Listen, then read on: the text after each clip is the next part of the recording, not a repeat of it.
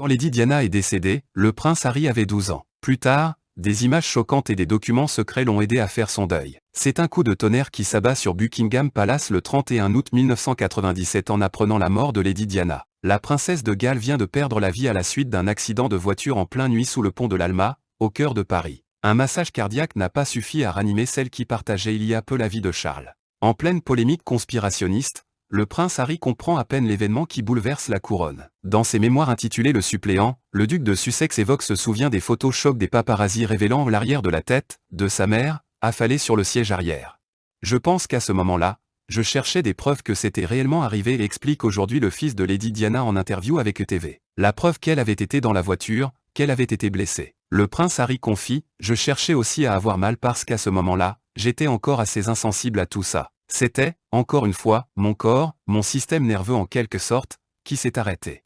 Un souvenir vieux de plus d'une vingtaine d'années se rappelle encore à sa mémoire, celui de l'intrusion de Charles dans sa chambre à Balmoral pour lui souffler à l'oreille, « Mon chéri, maman a eu un accident de voiture ». Le jeune adolescent de 12 ans aurait ensuite attendu que son père le rassure sur l'état de santé de sa mère. Mais le prince de Galles ne l'a pas fait.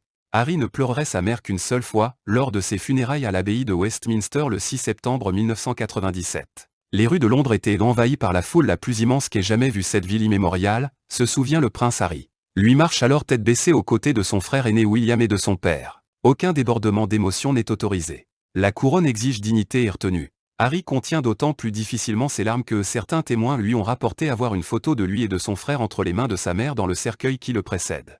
Peut-être les deux seuls hommes qu'elle avait vraiment aimés, commente le suppléant dans ses mémoires. Ce qu'elle avait le plus aimé en tout cas, sans le moindre doute. Plusieurs années après la mort de Lady Diana, le prince Harry a visité les lieux de l'accident. Il a décrit cette expérience comme très difficile et a partagé que cette idée était malsaine, malgré qu'il en a eu beaucoup de mauvaises dans les 23 ans qui ont suivi. Le pont de l'Alma est encore aujourd'hui un lieu de mémoire et de recueillement pour les admirateurs de Lady Diana.